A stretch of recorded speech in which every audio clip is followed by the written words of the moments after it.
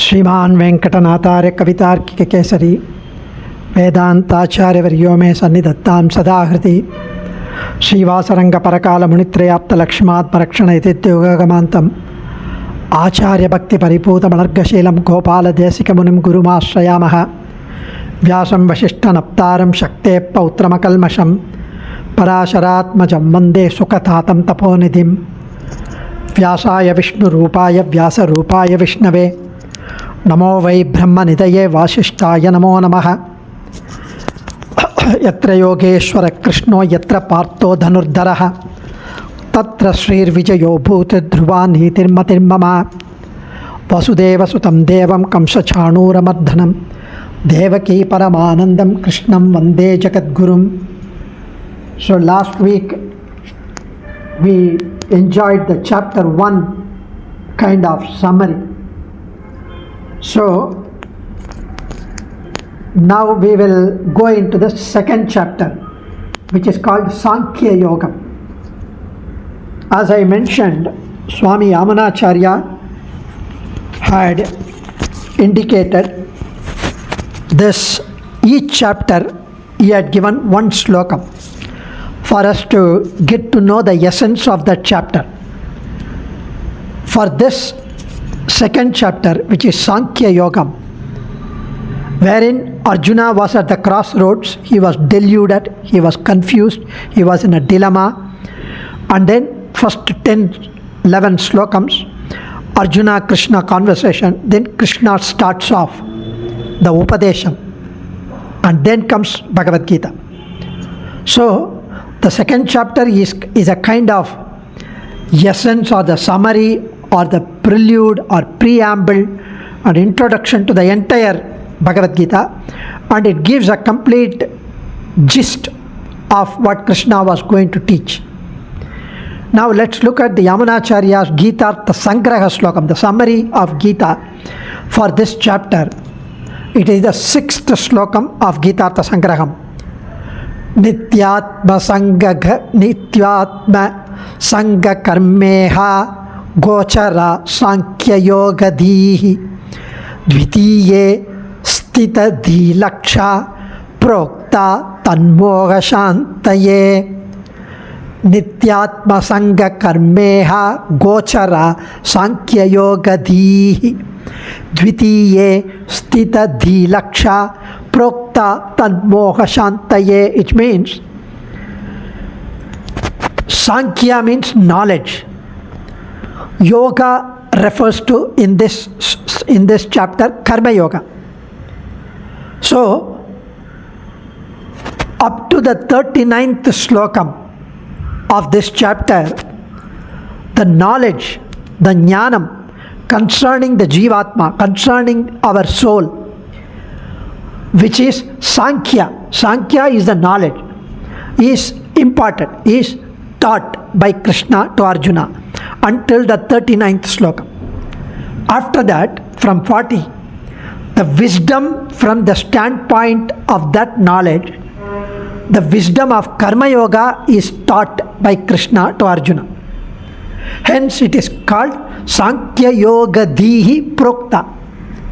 So when Karma Yoga, that is the duty of ours to be performed selflessly, without attachment to the fruits of the action, equipped, possessed with the knowledge of the Jivatma, with the jnanam about the Jivatma, then the outcome will be Jnana Yoga, known as Sthita Prajnatva, the steady state of being established in the knowledge of the Jivatma, being firm, being steady about the knowledge of the Jivatma. So it is to be noted here, Nityam Sangha Karmeha. It amplifies the term Sankhya Yoga. So a kind of gist of this chapter is this, talking about Karma Yoga, talking about the knowledge of the self and selflessly. So what is the correct knowledge? The correct knowledge is to know the difference between the body and the Atma. 99.99% of the time, we always think that the body is the Atma. If somebody calls me, you are short, you are dark, you are ugly, you have a bent nose, you are useless, you are arrogant, you are stupid, you cannot even understand anything. We get hurt because all these things correspond to the Sharira, the body, not to the Atma. And we are only the Atma, not the body. But we get hurt because we are deluded to think 99.99% of the time that we are the body. Even 100% I would say.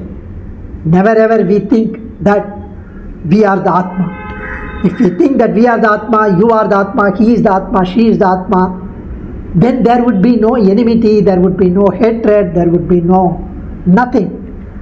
There would be absolutely no ego, arrogance. You or me, who is better?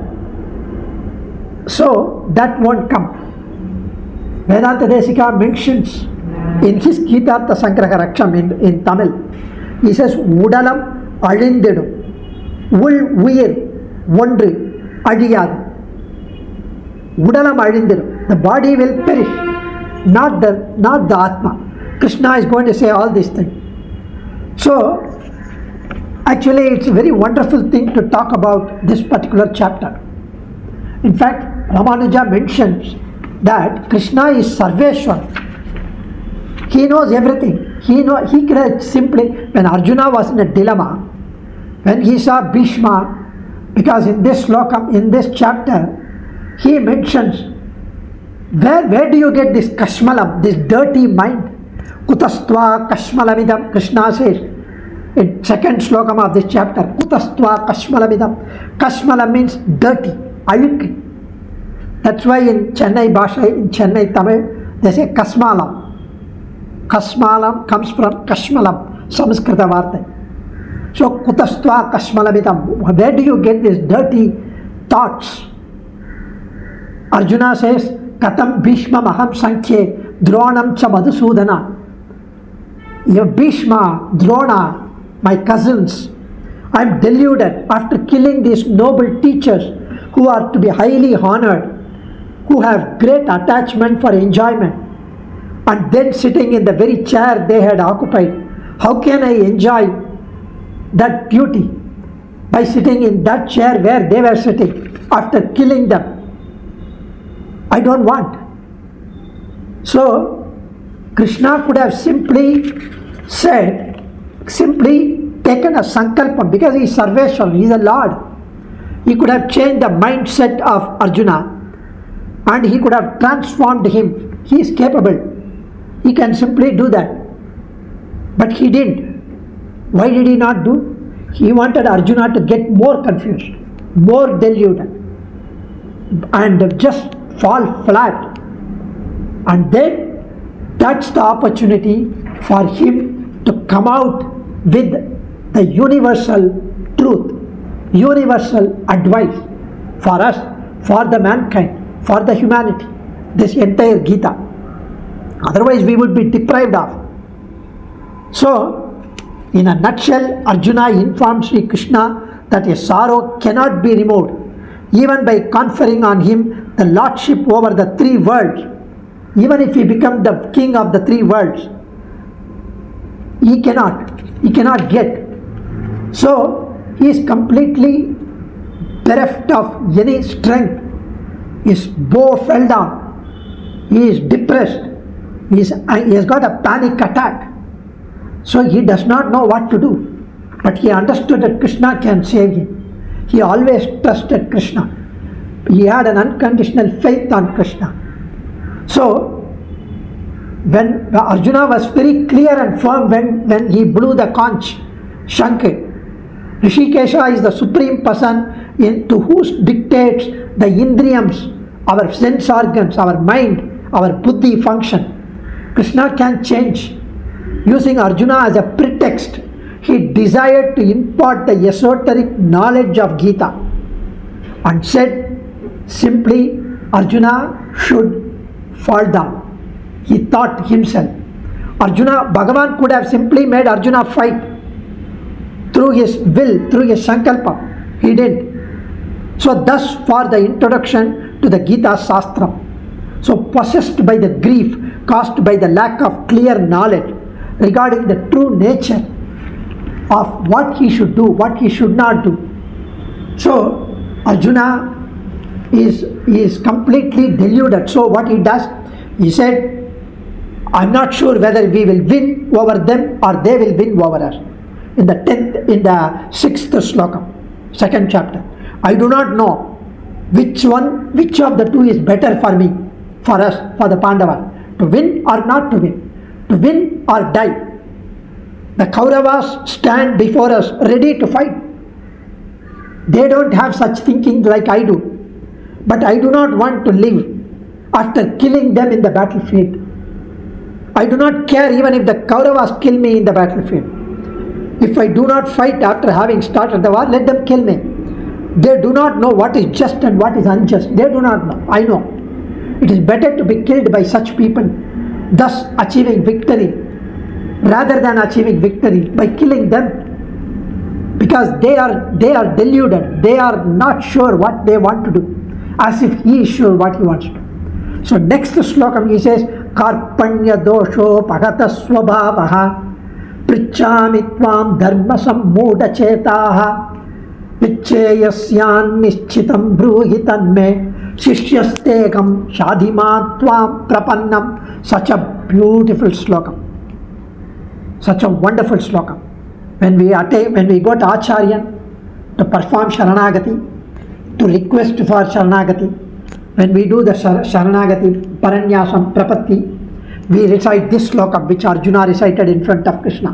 Karpanya dosha pakata swabhavaha pruchami tvam dharma sammuda chetaha yachreyasyan nischitam bruhitan me shishyasteham shadhimam tvam prapannam. He says here, shishyasteham shadhimam tvam prapannam. With my nature upset by the fault of karunya. The karunyam is there, compassion is there, daya is there on them, which is the fault, which is inappropriate. You yourself said. And mind not knowing what is dharma, what is adharma. I am asking you, Lord Krishna, to tell me that which will be good for me. Yes, Shreyas. What is Shreyas for me? I am your disciple. Shishyaste aham. Te for you, Shishya, me, disciple. I am your disciple. Shadi mam prapannam tvam. Shadi means teach. Mam, me, teach me. Prapannam tvam. Who has teach me, who has sought refuge in you, who has sought Sharanagati in you, who has performed Sharanagati on you. So he is surrendered to him. I am helpless. I have nobody else except you to take care of me.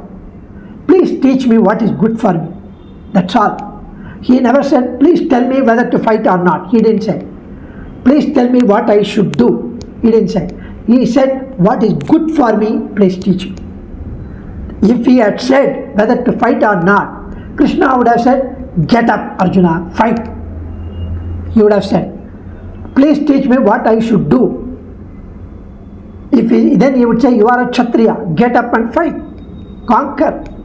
They deprived you of your wealth, what is due for you, what is entitled for you. He said, teach me what is good for me.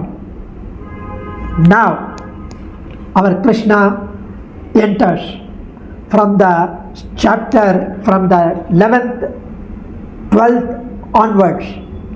He said, at no time I or you or any of these kings did not exist. From the 12th slokam, he says, Natvevaham, he says, Ashoshyanan vashos tat ashoshya nan vashos tvam prajnavadhamscha bhashase gadasu nagadasumscha manusho chanti panditaha. The first 11 stanza of the chapter are deemed to be part of the chapter 1 itself, as per Bhagavad Ramanuja. It included in the first chapter. From 12 comes the second chapter, Upadesam. Because he said, tell me what is good for me, he started telling Upadesam. Natvevaham jatu nasam, natvam neme janadhipaha, nachayvana bhavishyamaha, sarve vyamatah param, sarve vayamatah param. Here, dehi nosmin yata dehe kaumaram yavvanam jara. This is here he mentions a profound truth he gives. Natvevaham jatu nasam, natvam neme janadhipaha, nachayvana bhavishyamaha, sarve vayamatah param.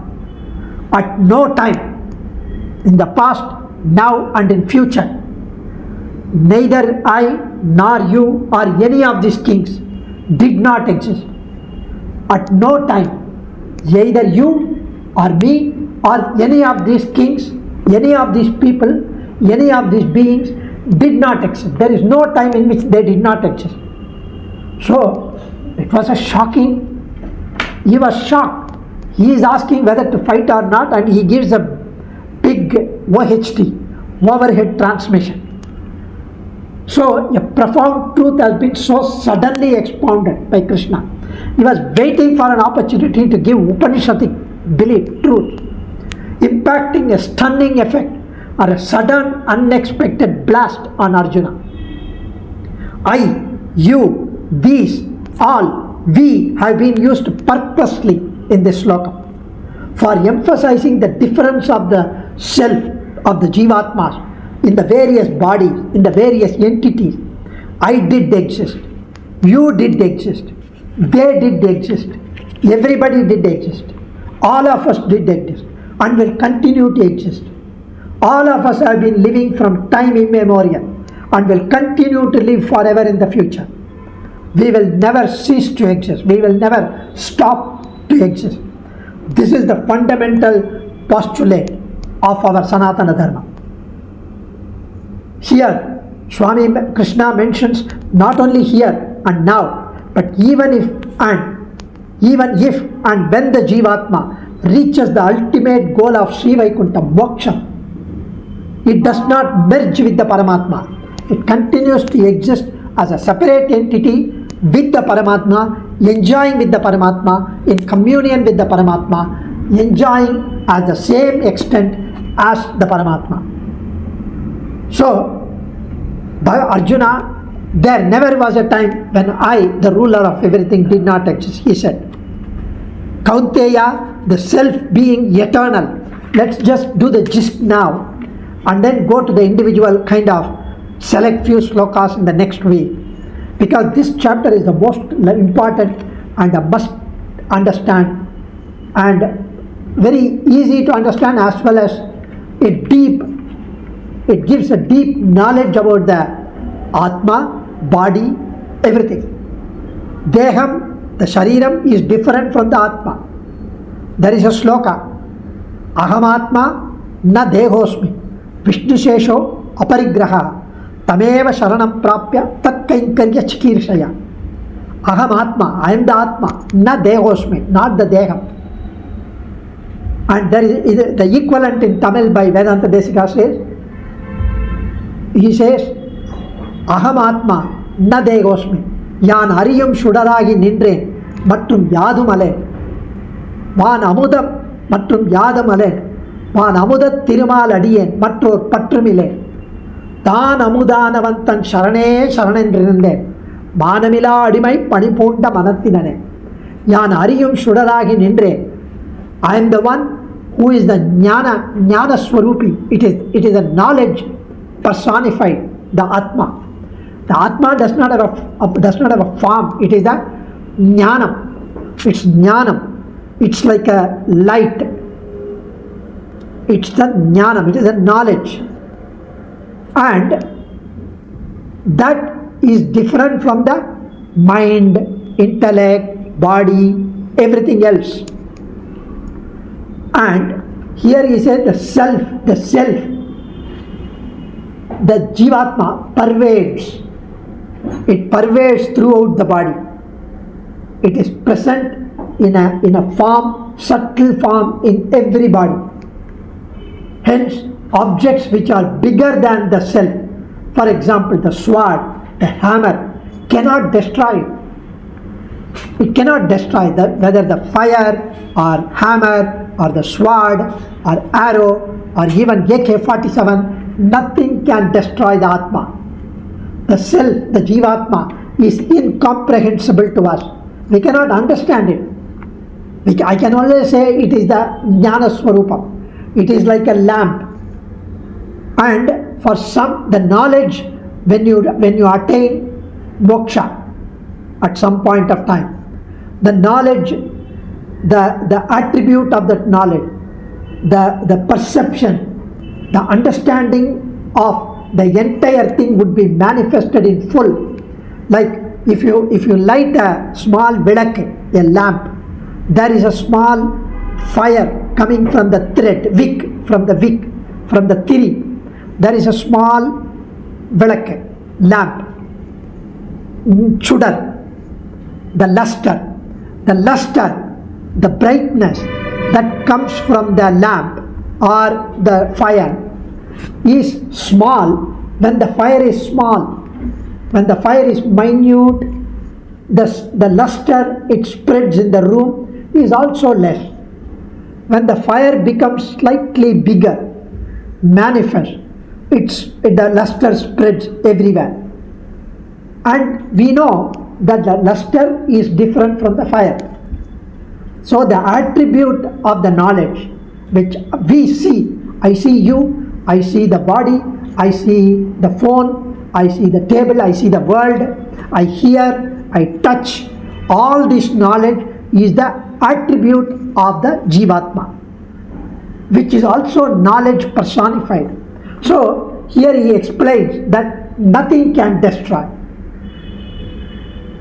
So here Arjuna asks Krishna, it is not proper to say that one need not feel sorry because the eternal self does not perish. The Jivatma does not perish, okay, but only separates from the body. But it is not proper to say if a person loses the current body. So Krishna mentioned that when the Jivatma leaves the body, it is like dropping an old shirt and wearing a new shirt. When you wear a new shirt, when you wear a new frock, when you wear a new dress, you feel happy. Naturally, you will feel happy when you take a new body in the next life. But Arjuna says, how can it be? If a person loses the current body of a king and gets another body of a bird or a beast, depending upon his karma, will it not cause sorrow? One cannot enjoy over something only because it is new. Forsaking the palace, the royal comforts, exchanging an old silk dress for a new, of course it is better. But here we do not know that upon the loss of the human body, we will get a Devata body, Deva's body, sun, moon, Devendra. We would not get. It's not possible to stay free of sorrow. Bhagavan said, discarding the old torn clothes, man picks up new beautiful dress. Even so, those who die fighting, doing a duty, you are a Kshatriya. Your duty is to fight. Take care of your kingdom. Take care of your citizens. Your duty is to fight. Do your duty selflessly, without attaching whether you will win or not. If you do your duty without attachment to the fruits of the action, as a samarpanam to the Lord, then you attain heaven, swargam. You get sadgati because you did virtuous deed, you did dharmic deed, dharma. This is as per the Shastras, as per my rule. If you do your duty, what you are destined to do in your birth, whether you are a student or a householder or an engineer or a doctor, you do selflessly without attachment to the fruits of the action. Of course, there will be reward, there will be aishwaryam, there will be taking care of the family, there would be money, there would be promotion, there would be plus, there will be minus, there will be stabbing on the back by your opponents, don't bother. Keep doing. Krishna says. Therefore, one should rejoice and not feel sorry about this. In a righteous war, if you do, you will attain Sadgati, good next Piravi, birth.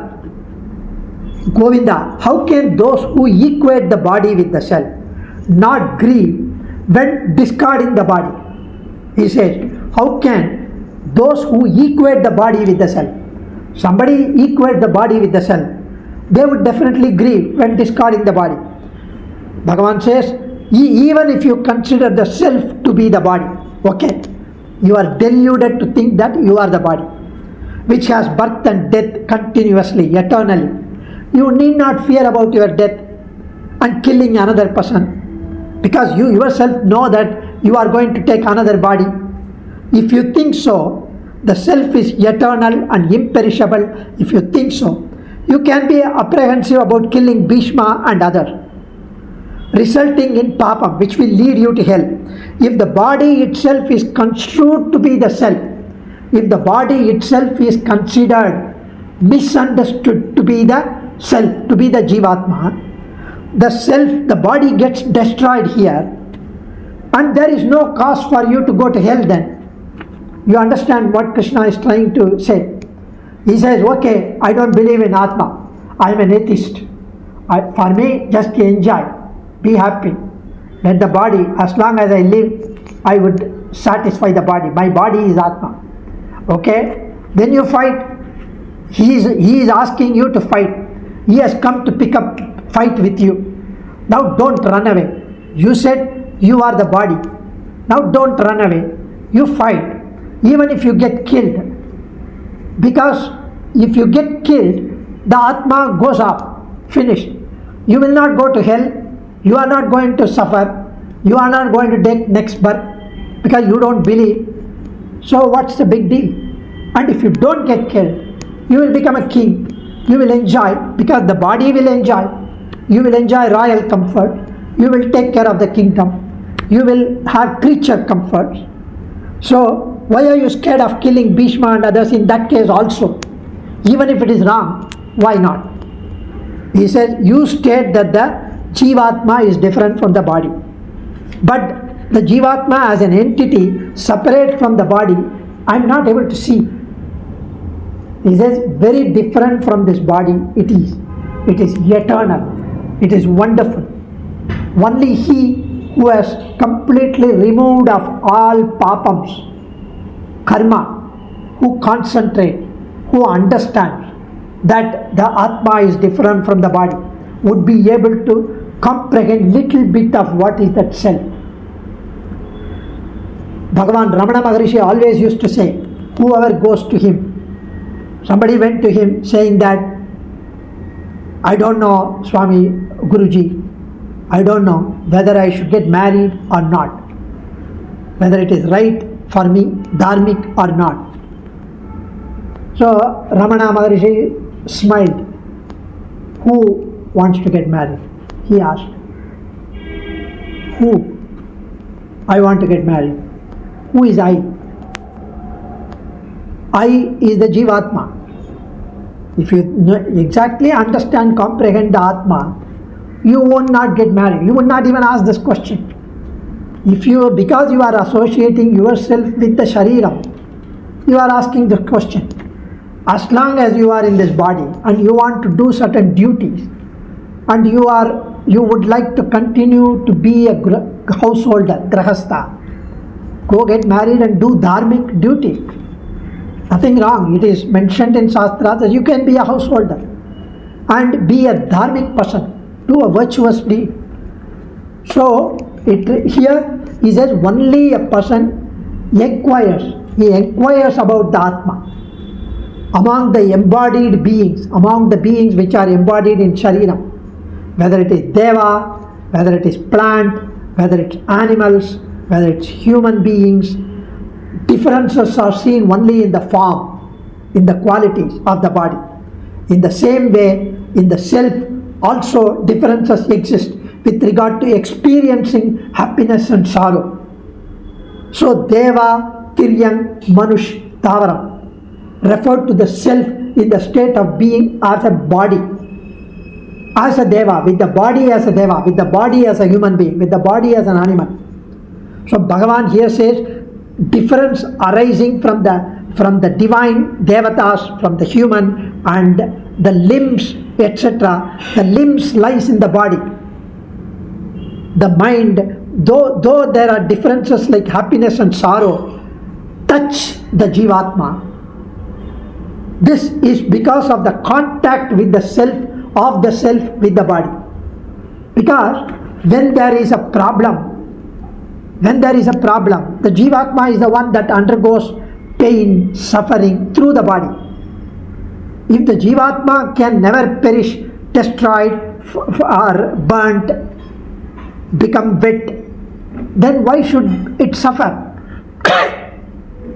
Because we associate ourselves with the body. There was an Acharya by name Parashara Bhattar, Ramanuja's Shishya Korattalwan, his son. He was a great scholar, Vedantic, great devotee. And he used to give Tirupavai Upanyasam, discourse. He used to get immersed very much deeply into the Upanyasam and get into the mind or the Anubhavam of Andal, Goda Pirati, while narrating the Upanyasam. He had one big boil behind on his back, on his shoulder, a big boil. It became big and it started developing pus and all that. So the local Vaidya, the doctor, said we need to cut it, otherwise it would spread. He said it will pain, of course, when it cuts, the doctor said. He said, okay, tomorrow at 7 a.m. I would be giving Tirupavai Upanyasam. When I am deep into the Upanyasam, narrating about Andal's Anubhavam, you can cut it. Because that's the time he would be completely absorbed in the Anubhavam of Goda. He can proceed with the procedure. Because there was no anesthesia those days. So why I am narrating this, it is of course natural for the Jivatma to undergo the pain through the body, through the limbs. Even though the hand or the leg or the body does not undergo the suffering, it is only the Jivatma. Because it is the Jivatma which enjoys as well as suffers through the body as the bhokta, as the matter which is enjoyable by the self, thereby getting the punya and papa. So beautifully the entire chapter, second chapter, goes through. And finally he mentions, Bhagavan, I shall show you a way to overcome the desire. He says, Dhyayato Vishayan Pumsaha Sangasteshu Pajayate Sangat Sanjayato Kama Krodha Vijayate. Here he mentioned that by attaching yourself to the Vishaya Sukha, you have to control your sense organs. Then only you can come out of the body. Yada samharate chayam kurmonganiva sarvashaha indriyani indriyatebhyaha tasya prajna pratishtita. He said, like the tortoise, which when there is a danger coming, it will pull all its legs and the head inside its shell. Thereby it protects itself. Similarly, you should withdraw your five senses. Thereby you protect yourself from going towards the worldly, sensual pleasures, sensual objects of pleasure. Easier said than done. Not at all easy. He said, Dhyayato Vishayan Pumsaha Sangasteshu Pajayate Sangat Sanjayate Kama Krodho Vijayate Krodhat Bhavati Sammohaha Sammoha Smriti Vibramaha Smriti Bramshat Buddhinasho Buddhinashat Pranashyati Ragadvesha Vimukta Vishayan Indriya Ischanan Atma Aishwarya Videyatma Prasadam Adhikachati Atmashvair Videyatma. Here he says, I will show you a way to control the sense organ. Very easy. to overcome the desire. Simple. If your eyes go to the object of pleasure and would like to see, if your ears would like to go to the object of pleasure and would you like to listen, if you want to touch the object of pleasure, if you want to smell the object of pleasure, so how do I control?